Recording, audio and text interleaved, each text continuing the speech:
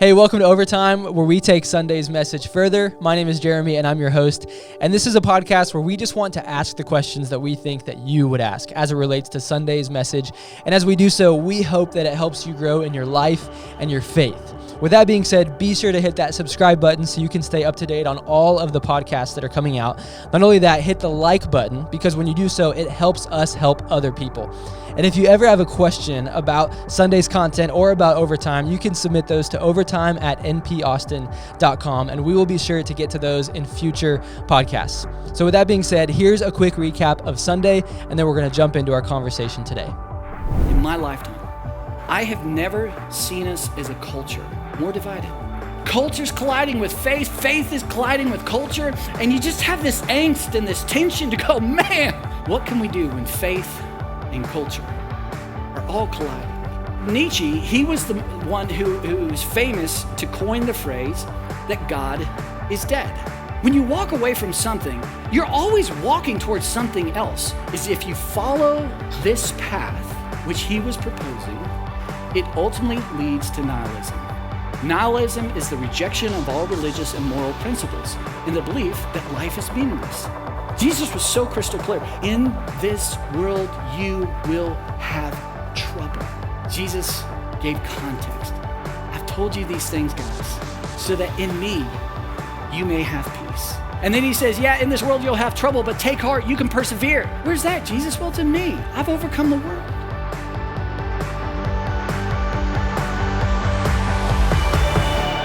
Yeah, I actually did want to ask you about the minivan. Okay. What kind of minivan was it? Mazda MPV 2002. Wow. Boom. Yeah, that's pretty exciting. The way you said it made it sound like it was a Ferrari. Well, I did some research. Yeah. And Okay. I had to amp myself up to go get the minivan. Yeah. Now, what was the moment like when you decided to sell it? Like, was there an experience? Was there a culminating thing that happened? It's just every day I drove it, I'm like, what am I doing? It was like a death by a thousand cuts thing. It was so practical. It was so good. And everything about it like made all the sense in the world. I just couldn't get over my pride and my unhealth piece and my insecurities and all that. It was plaguing me daily. The man you are today, years later, now you don't need one anymore because, your boys are grown. Would you get one today? No. Well, you were with me, I think, on Sunday afternoon. There's a couple who came up and they were talking about the message. Oh, and yeah. then she said, and by the way, my husband drives a minivan. And you could see him go into defensive mode really fast. I know, but I looked at him and I honestly, this was authentic. I'm like, you are a healthier man than me. You're far less or more secure, far healthier. I still wrestle with all these things to a degree that Well, it's funny, as they were turning away, walking away, he was like, but I have a BMW too. Wanted to redeem himself. I know. I feel that. I feel it. Yeah. Yeah. Well, that's good. Well, I am grateful you were vulnerable on stage in front of hundreds of people. Well, I say it quite often, on certain Sundays. Hey, I may be talking to you, but I'm actually talking to me, maybe more than I'm talking to you. I need to hear these things. Yeah. Well, we kicked off a new series this week. Oh, yeah. When faith and culture collide. Mm-hmm. And, pretty simple topic, pretty easy, super lighthearted. Sure. For this series we've been wanting to do for a long time, just as, our society, you would say, becomes a little more post-Christian. And more divided than ever. That was, on the culture side, culture is more divided. Faith is more divided, and scandals in church and all sorts of, it's just, how do you navigate all of the messiness that we find in faith and culture? And how do you, how does one who is not a follower of Jesus, look to see if Christianity is something they want to pursue? Sure. Or how does somebody who is a follower of Jesus actually continue to follow Jesus in a post-Christian world? And those are some of the things that we're tackling throughout the series, but you really just laid the groundwork for everything, going on in our world today. And you ended on something that we're going to hit on in a little bit more and unpack a little further.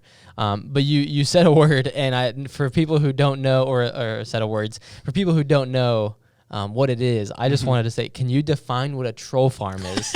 and maybe just give the context as to what you said. Well, I was just talking about, One, I would just add to the series. I just think, as an individual, as a parent, if you're trying to follow Christ or curious about Christ, the questions and the layers and the complexity today in our culture are like no other time that, I can say in my lifetime. They're harder. And your kids are asking you harder questions. The tensions and, how do I handle this? How do I maintain relationship? How do I bring in the truths of what Jesus says? Like Jesus is teaching these things, but they don't really fit in culture anymore. Or, and so how do I deal with all of that? I mean, this series is hopefully going to be very practical and helpful for that. Mm-hmm. And so as I was talking about, the division and, faith and, culture and everything colliding, I said there are a few things we need to know. And one of those things we need to know is that what's adding the stimulant, the catalyst to the division is a lot of social media. And then I said in social media, a lot of what we appeal to or subscribe to is actually not even real social media. It's based upon these troll farms that are, in all these foreign nations and that are trying to create more division. And so that was the context. I was just saying, this is something we need to know. I was like, you honestly need to be aware of this. Which at first you're like, it's a conspiracy theory. There's not, but then you start looking at all the research. And it's everywhere. It's all over the place. Right. And so, I mean, of course, because on one side, the troll farms don't want us to know. On the other side, it's not that hard to just do a tiny, 30 minutes of research and you're like, oh, there's so much stuff that's not real out there. Yeah. And so troll farm, I looked it up so I could be very clear. According to the Oxford definition, is an organization employing people to make deliberately offensive or provocative online posts in order to cause conflict or manipulate public opinion. And so this is true. I showed 19 of the top 20 Christian sites on Facebook, which millions of subscribers are fake. I don't know what that percentage is, but that's close to 99. That's wild. Yeah. And then you take, hey, whatever religion you are, whatever political party you are, whatever your views or ideologies are, I mean, you are being pumped full of these, ideas and manipulated from things that aren't even true, are just trying to fire up the sides in the division. And so the first time I heard about troll farms, because I mentioned this on stage, I was like, well, I didn't know about this until a few years ago. And I was listening to a Rogan podcast, and they were talking about, some of the things. I think it was with Russia, and a lot of things were coming through. And he was like, "This is the first time I heard this term troll farm." And then this idea that, hey, things you're subscribing to or you're reading or posts that are influencing your emotions and your thoughts and your ideology, they're fake. And I was like, what? And I couldn't believe it. So I started doing the research. And then I ran across another podcast that I listened to by Lex Friedman. And I think he's at MIT right now, or he was. And then now he does the podcast, does a lot of stuff on AI. He's a really fascinating guy. And he's got a lot of amazing people on his podcast. I'd highly recommend it. And Lex interviewed, I wrote her name down, Nicole Perroth. And I listened to this on a jog at Williamson County Park. So I jogged for a while and listened to the whole thing on double speed. And she is fascinating. And so she wrote a New York Times best-selling book, This Is How They Tell Me the World Ends, The Cyber Weapons Arms Race. It's a very long title, but that's it. You can find it on Amazon. And she talks about her book, and all throughout, what she was sharing on the podcast, and her book just talks about what I was talking about on Sunday, that so much of what we're hearing, so much of what we're believing, so much of our influences on social media are actually cyber warfare. And as much as that may sound like a conspiracy theory, before you go there, which I think that's fair to think that, just read the book, just do the research, because again, you're like, oh my gosh, it's unbelievable, and it's objective. People know this. And then I listened to Sam Harris and Waking Up with Sam Harris, and his podcast. It's called Making Sense. And so he interviewed several individuals in the same kind of vein, and I would highly recommend. Sam's a famous atheist, but I think he's got a lot of interesting things to think through, and especially in our culture and kind of his viewpoints.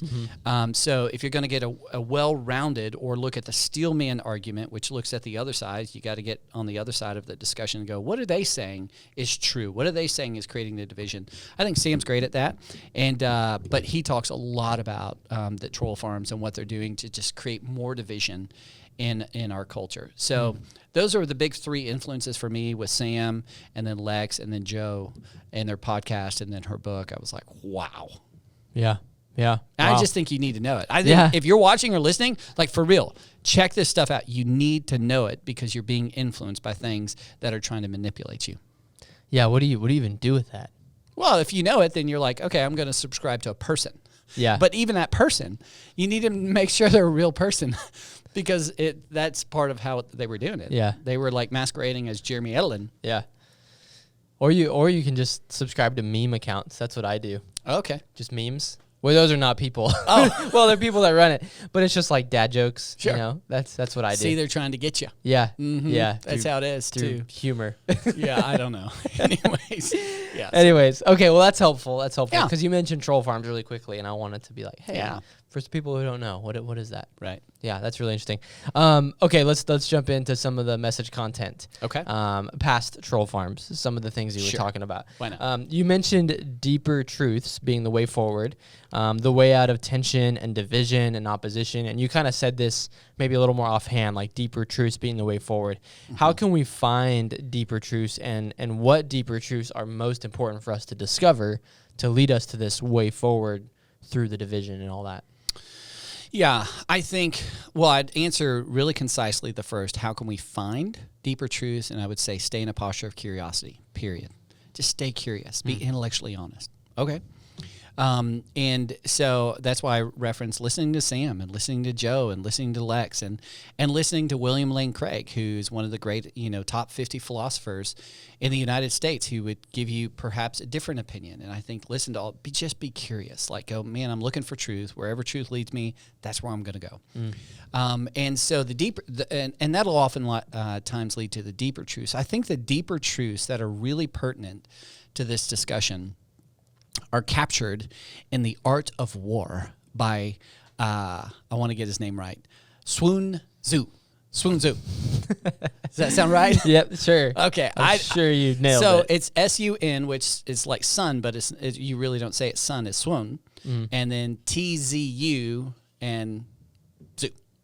That's how you do it. I appreciate the phonetic breakdown of that word. Trying to help you out, help you if you're watching or listening. Yeah, But yeah. he wrote the book called The Art of War. He lived 500 years before Jesus. And I'm actually going to talk about this in part 2. So I'm kind of giving a little preview.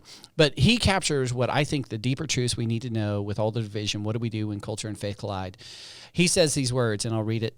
He says, if you know the enemy and know yourself, you need not fear the result of 100 battles. If you know yourself but not the enemy, for every victory gained, you will also suffer a defeat. If you know neither the enemy nor yourself, you will succumb in every battle. So, as I talked about on Sunday, it really feels exhausting. It feels like there's a tug of war. It feels like regardless of how good life is, in the very next moment you get the text, in the very next moment you look at the news, in the very next moment your kids or a relationship will say something that causes you to go, oh, I just feel kind of pulled back in this war. And we all experience that regardless if you're a Christian or not. So what are the deeper truths we need to know? Well, I think he captures it great here. You got to, number one, know your enemy. And number two, you've got to know yourself. Because if you just know one of the two, well, you're going to have some wins, but there's going to also be some equal defeats. If you don't know either, you don't know yourself, and you don't know what's happening, who your enemy is, then you're going to be constantly in that state of defeat. You're going to feel overwhelmed, anxiety, worry, depression. I mean, it's going to push you hard. And regardless of how many wins you may feel, you're just never going to feel like your head's above water, like you can breathe like you're more alive than you've ever been. You've got to know your enemy, and you've got to know yourself. Now, in this podcast, I'm not going to give you a lot of detail on that because that's exactly where we're going throughout the series. So in part 2, we're going to talk a little bit more, and we're going to answer the question like, he said, know your enemy. Who is our enemy? And what is the evil behind the evil? Because if we can understand the evil behind the evil, in other words, our battle, as I said this last Sunday, is not against, like if we're fighting, it's actually not against you. There's something else that is behind the evil that I'm feeling from you. There's something else that I'm feeling behind that evil regime or that evil dictator that's actually driving that. What is the evil behind the evil? And if I don't know that, man, that's going to be really confusing. That's a deeper truth. And then secondly, there are things about us individually. And if we can't understand ourselves at a deeper level, which we're going to walk through that and what that actually means, then I think this whole tension, tug of war, it feels like a war, in our culture, in faith, in everyday life. I think we're going to have a hard time getting traction without those deeper truths. So yeah, I mean, that's a pretty significant thing to say too, because I mean, if you think about it in the sense of a war, saying that a lot of the division is a result of us not attacking the correct enemy, essentially. Mm-hmm. Sure. I mean, it's like if one nation is going to go to war with another nation and they attack the wrong nation on accident and they don't realize it. Like, everybody would go, what are you doing? Like, you're going after the wrong thing. Yeah. And, what Paul is saying is, not against flesh and blood. Well, so many people, I'm not saying everybody, not comprehensively, but so many people, it seems, that add to the division end up pointing their finger at other people. Yeah. And Paul is saying, hey, it's not flesh and blood. It's not people. It's something else. And it comes at a great cost. And I'm going to go somewhere with this. But last night with the boys, I was watching Jason Bourne. Oh, dude, top 10. Yeah. One of my favorite movies of all time. Which one? Because there was multiple. I forgot which one it was. But it should have stopped after 3. Oh, okay. Because then they brought Jeremy Renner in to do one. It wasn't good. And then they did another one with Matt Damon where he just drives a SWAT truck down Las Vegas Strip and just blows I mean, it's fine. But they should have stopped. They should have stopped after Ultimatum. I'm glad you have an opinion on these things. These are top 10 favorite movies of all time. All 3 of them. Well, the Bourne series, fantastic. Yeah. So I was watching one of the top 3. Yeah. And so he's was it Identity, Supremacy, or Ultimatum? I don't know. I should know. I mean, describe it, and I might know what it is. So he's like in Madrid or something like this, and there's a guy trying to, assassinate one of the CIA agents. He's trying to find, and he's on a moped. Oh, yep. And he's going down, and the guy drops the bag. The assassin drops the bag. Jason Bourne now thinks, "Ooh, there's the bomb over there." But he was misled because the guy actually planted the bomb where Jason Bourne is really close to, and the guy Jason Bourne's trying to find. And so it was like the evil behind the evil, if you will, tricked Matt Damon thinking the bag's here, had the guy that he's trying to, stop and rescue, had him stop right next to where the real bomb is, and it blew his car up. Yep. And I thought, man, there it is. I think it's Ultimatum. Yeah, could be. And it was like, masquerading a little bit, like, hey, look over here, but I'm actually going to blow you up over here. Yeah. And I think that's a lot of what happens in our lives, in our relationships, in our difficulties. It's like there's an enemy saying, look over here, believe this. This sounds really good. It plays to your appetites. It plays to your feelings. But at the end of that, the ultimate outcome is actually far more divisive and hurtful. Mm-hmm. And it's like, well, can we get ahead of that? Can we actually see what's happening here? And so that's part 2. We'll talk about that. Yeah. That's going to be good. I'm excited for it. I don't know if I'll bring the Jason Bourne movie into that. But man, the when they finally fight it out in the bathroom scene. Oh, yeah, that was intense. That's one of my I'm gonna get film geek on you, but are you gonna the get filmmaking. Goosebumps? Yeah, I mean, one, they cut so fast in that scene, so you're just on the edge of your seat, and they also everything is really tight angle. So you're just I can't see what's happening, and it creates this internal thing in you that you're like, wow. I need to see what's happening. Who's winning the fight? Like, what's happening? Because they're cutting so fast and it's so close, and then there's no music. So it feels just real. Like they just cut the music. It's just sound design. See, there's so many layers to that. Yeah. Now you get that. I don't. That's why I'm you're just like, dude, that's awesome. Yeah. No, but the reason you think it's awesome is because of all of these things. Yeah. It's good to know. Anyways. That's a deeper truth. Yep. That is a deeper truth. Yep. Those are good movies. Anyways, okay, so let's move on to the next question. Sure. So one of the things you said is when we walk away from something, we are always walking into or towards something else. Mm-hmm. Can you unpack that a little bit more? Because there's a lot of layers to that. Sure. I think, so let me, at a couple angles. One, I think in a very practical level, anytime you walk away from anything, you just need to know and be intellectually honest with yourself. I'm walking towards something else. So in a relationship, hey, I'm walking away from you relationally. Well, I'm walking towards something else. Well, I may not know that's something else initially, but I am walking towards that. Can you give an example of what you do? If somebody's walking away from a relationship, what are they walking towards? Sure. So in my world, one of the things that breaks my heart and it creates a deep sadness. And I carry this home, and I probably carry carry it too much is in marriage when I see couples unnecessarily so walk away from one another. I've been meeting with a guy, and his wife is leaving him and wants to divorce him like overnight. And I was like, there's something up. And of course there is. And she is walking away from him going, I finally feel liberated. I finally feel free. This is why knowing the deeper truths are so important. Because in that moment, in those days, in those weeks, in those months, it feels so liberating. Everything in your head and in your heart is being validated as truth. It's truth. It's truth. It's truth. My life will be so much better. But what I know is as she's walking away from him, she is actually walking to something else. And whatever she's walking to, and I know what she's walking to, it's going to be far, far worse than what she currently has. And what she currently has, in their marriage, does it need work? Absolutely. But is it not able to be reconciled? Is it not able to be redeemed? Absolutely. Absolutely not. It can be reconciled.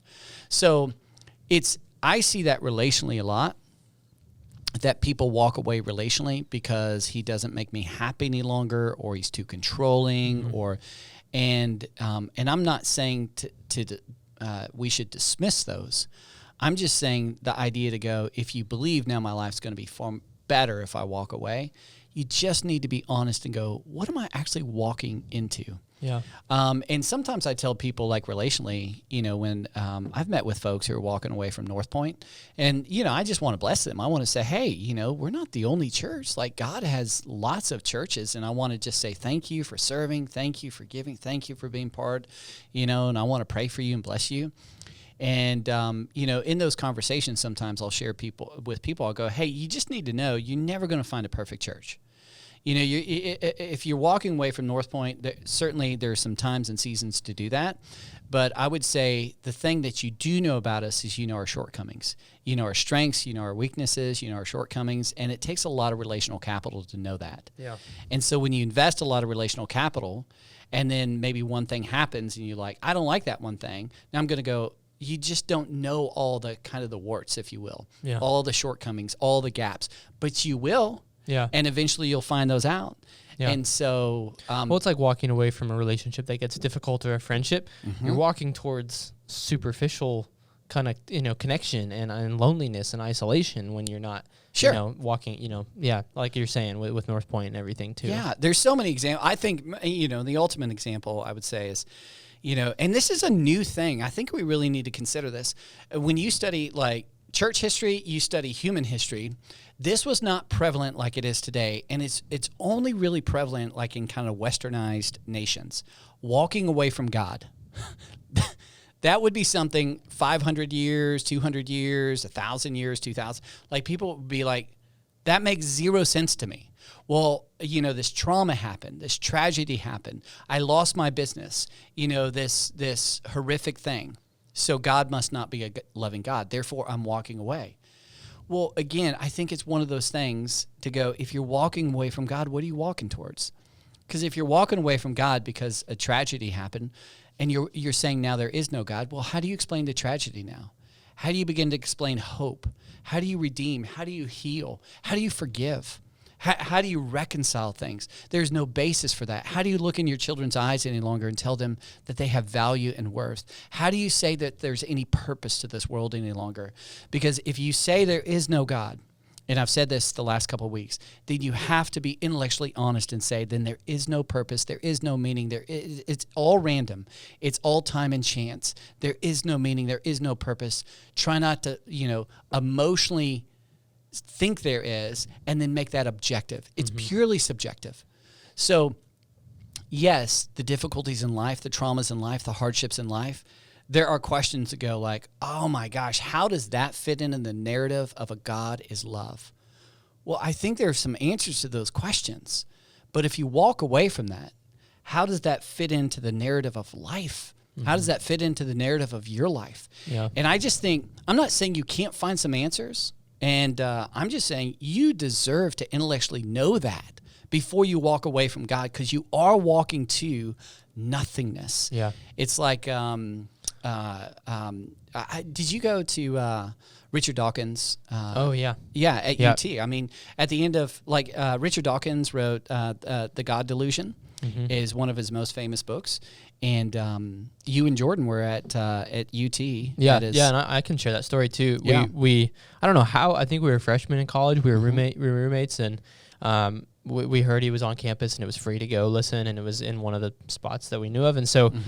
We went and sat down and listened, and I think we were some of the only Christians in the room too, because it was like, if he would say anything about belief or Christianity or so, C.S. Lewis has the term chronological snobbery, where we've passed that. That is like idiocracy. That is like childish thinking to think there's a God. It had that whole vibe. So, and then he did a Q&A at the end.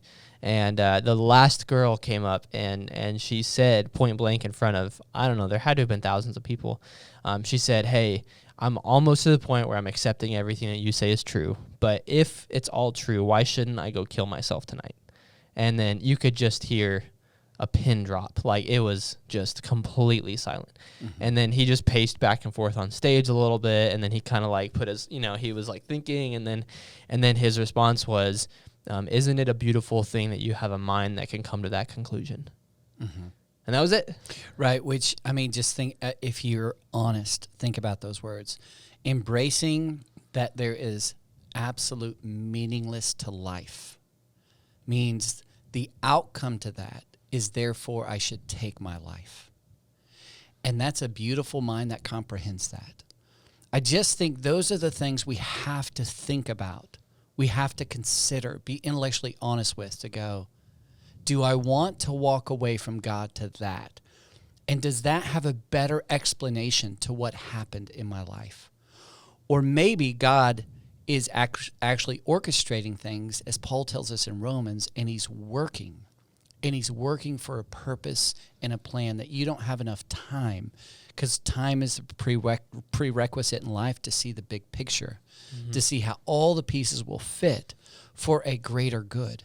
And if there is a good Father and a God who loves, perhaps in our lifetime you may not get a completely satisfying answer. But if there is a good God and a good Father in the life to come, which he promises, all the pieces will fit together like a beautiful mosaic. And you will nod your head and go, "Oh, I just didn't know." And to me, it's really, I would just say, regardless if you're atheist, agnostic, Christian, from a practical level to a spiritual level, you need to understand what you're walking to if you're walking away from. Yeah. Can I play devil's advocate just a little bit? Sure. For somebody who's attempting to be intellectually honest, I mean, the answer that girl gave to Richard Dawkins, she was being intellectually honest in that moment. There's a group that might argue like ignorance is bliss, and that like, okay, therefore, if I choose that God isn't real, and everything is meaningless, that sucks. And so therefore I'm going to choose that God is real instead. You know what I mean? And there's a group that would argue ignorance is bliss. What would you say to that, for that kind of a group that's going like, well, that doesn't justify that God exists. That just sucks that that's what's true about life. Right. So I think that would bridge itself into the whole discussion of, the existence of God. Why do we believe God exists? Which is a completely different discussion. Yeah. And I think there's some great evidence to, again, plausibility. Can I prove God exists to you? No. Yeah. Is when you look at the experiences in life, you look at beauty, you look at love, you look at creation, you look at design, you begin to look at the universe and how finely tuned it is. You begin to look at the laws of physics and what laws are actually speaking towards, because we don't, what's the why behind the law? We know the what, but what's the why? When you begin to look at gravity, all of a sudden we're in this. So yes, it is bliss. So, but if I understand your question right, I mean, cocaine is bliss, alcohol's bliss. I mean, there's a lot of things you can do, but ultimately the sobriety of truth and the sobriety of like, there is a God, it brings far more peace. It brings far more rest. It brings far more joy. It brings far more happiness and contentment in this life. And if it is true that there is a God, which is a whole different discussion, then that lays a whole foundation for purpose and meaning and significance and value, and to look at your kids and to look at yourself in the mirror and to go, my life is valuable. and I am worthy, and I am beautiful, and as a man, I have what it takes. And now all of a sudden you have this foundation and a framework to live a life of purpose because there is a God. And I think that's ignorance is bliss, but there's something better. Yeah. And it's like, can you trust that? And can we go intellectually, like, walk down that path to go, is that true? Yeah. And so you're essentially saying it's just a different discussion. You know, Yeah. a lot of people walk away from God, not because they don't believe he exists. They walk away because something in their life made them uncomfortable. And you're just saying, hey, what you're walking towards instead Right. is far more uncomfortable than what you're walking away from. 100%. Yeah. 100%. Yeah, that makes sense. That's good. Okay, so last question for the podcast today. You ended talking about, God got all this division, all this hardship, all this suffering we experience. And then Jesus said, hey, this is how it was meant to be, that in this world you will have trouble.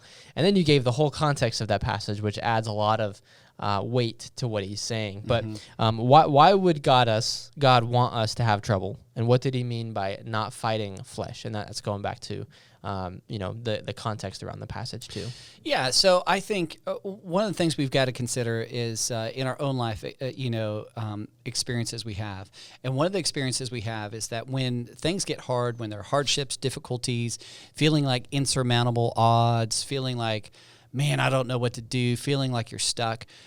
Some of those times are the greatest moments of growth. I think there's some great books, and you probably, can name a few, but there's great books that say the moments of growth, the moments of innovation, the moments of extreme creativity, the moments that we get better is in times of difficulty, not in times of comfort. So the thing with God, which is really cool, and I tried to emphasize this on part one, is like Jesus was pretty straight up. And John 16, he was like, guys, I want you to know, like, this world is not your home. Like, you are exiles in this world. You are ambassadors in this world. Your home is the home to come in the life to come, which is in heaven. Like, there is a whole nother life.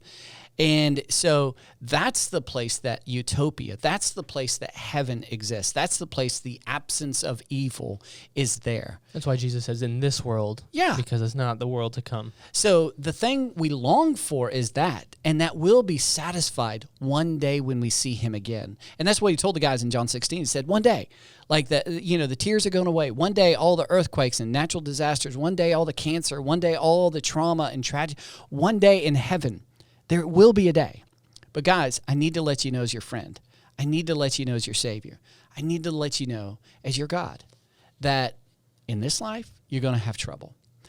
But that's not all bad, because what we know, again, to be experientially true in our life is that we've heard the stories of people, especially the older folks, and I'm not there yet, but I'm getting really close because I've got a lot of things breaking down. I heard you say on stage, I'm 46. I know. And Yeah. I'm like, gosh, when I hear myself say that, I'm like, yeah, I'm getting there.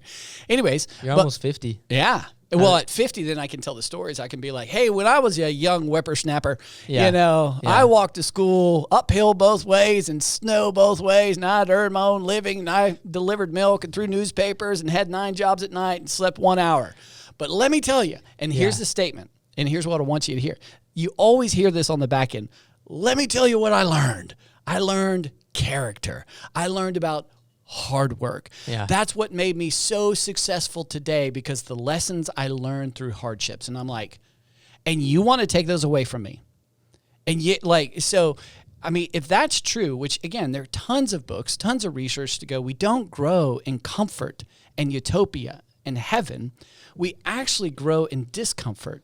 And when adversity comes our way, well, as a good father, then I'm going to allow my children, my 5 sons, to experience some adversity, to experience some natural consequences. I can't rescue them from everything, because then they're never going to learn. They're not going to grow in that space. They're going to grow hard the lessons, most. yeah. Yeah, in hardships. So then you extrapolate that to God, and you go, okay, well, that's true of me, my son. If that's true of me, my kids, then wouldn't the same be true of God and you and God and us?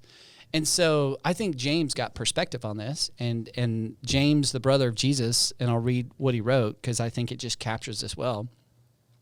He says, "Consider it pure joy, my brothers and sisters, whenever you face trials of many kind." How can you say this, James? That's ridiculous. Doesn't a loving God, isn't he going to allow great things to happen in my life all the time? He's like, just pause a second. Hang on. It's joyful. You can be happy about this. Why? Because you know that the testing of your faith produces perseverance. Let perseverance finish this work so that you may be mature and complete, not lacking anything. That in the midst of hardship, there is something beautiful on the other side. And if you let it finish its course, it will produce something that gets you to a place where you're going, man, I feel like I am more complete and not lacking anything as a result of the hardship today. Well, if God knows that, he's going to allow that. And he's going to allow that to produce something good for you, just like a good father or good mother would. Yep. It makes me think of Romans 5:3.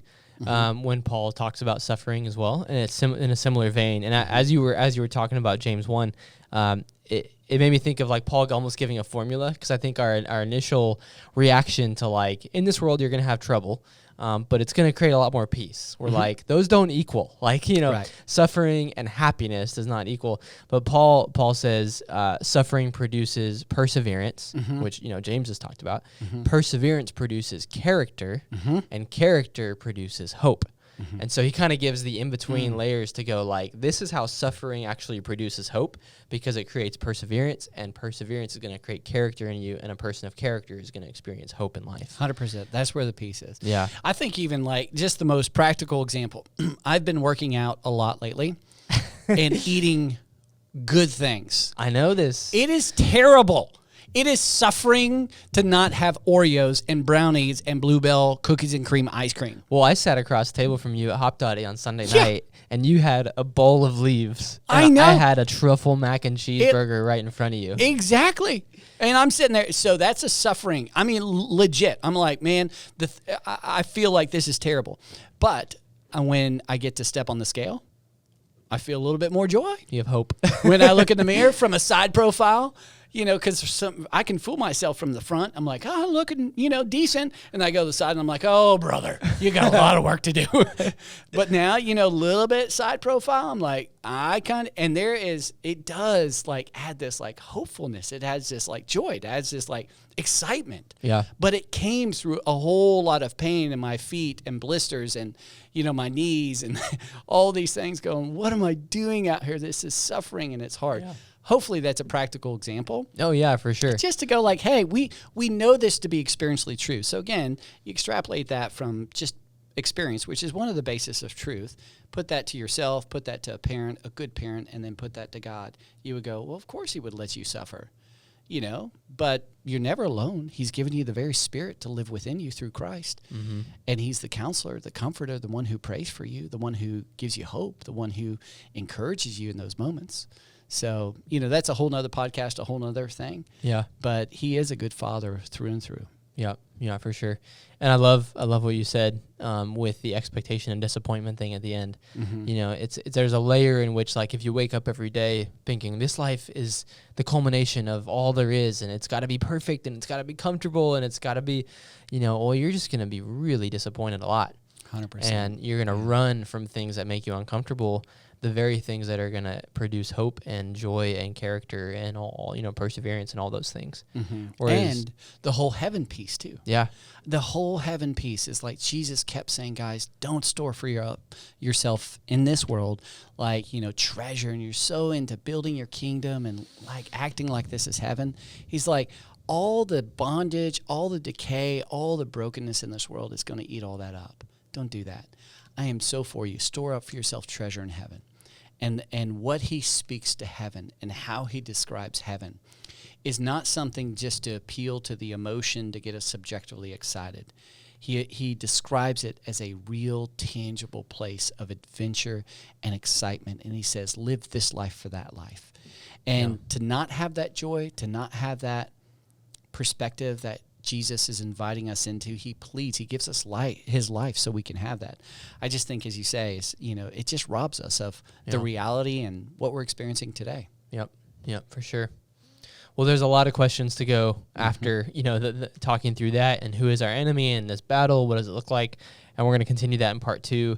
And I really feel like this whole series is going to be one big discussion broken up in all these different parts, Yeah. because it really does feel like we can't go into like all, multiple layers, because it really is just like a bigger discussion that's going to be in part 2. So make sure if you didn't listen to part 1, make sure to go back and listen. And hopefully you would have picked up on that by now, because a lot of what we've been talking through probably wouldn't make as much sense without listening to part 1. But also we'll be in part 2 on Sunday, 9:30 and 11 online and in person. So we are just excited to see you there. Can't wait.